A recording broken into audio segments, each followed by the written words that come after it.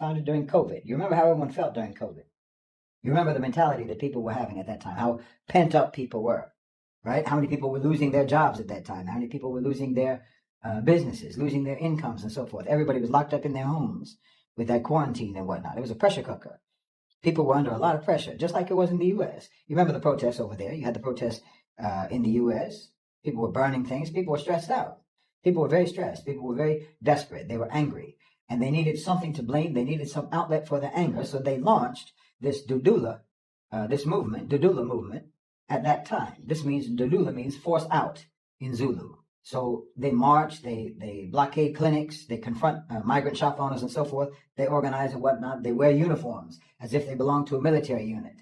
In the 2024 elections, they got 3,855 votes. That's basically nothing. They have basically no actual electoral base, but they still have wall-to-wall media coverage. They have a national platform. They get invited onto news programs so they can explain to the audience why foreigners are evil and have to be kicked out of South Africa. Okay, you don't get that kind of access without editorial decisions being made by those media companies, and you don't get those editorial decisions being made without ownership interests being served by those decisions. You understand? So ask yourself, who owns the media? I said, this is a forensic investigation into an arson that is being committed against South Africa. And then in 2025, you had a new movement come out called March and March. It was founded by a woman named Jacinta Ngobese Zuma. She used to work as an anchor on a radio station.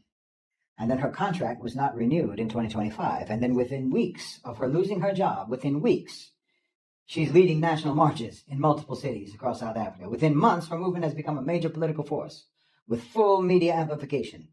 You understand? Pause and reflect. Pause and reflect. From job loss, from not getting a contract renewed, to leading a national movement. That's not organic.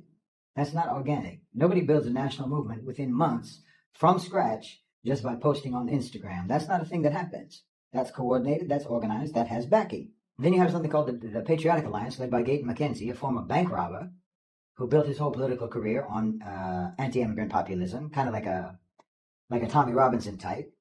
And his slogan is Abahambe, which means they must leave. He said, this is a direct quote, if he sees a South African, a Zimbabwean, and a Mozambican, if he sees those three nationalities and their patients and they're on oxygen, and he sees a South African who was born and bred in South Africa, he will turn the oxygen off of all of the other patients so that the South African can live. This is a man who's now in the cabinet. He has a cabinet ministry position in the South African government. Imagine a thug like this. Okay, so that's the machine from the Oppenheimer family's think tank at the top through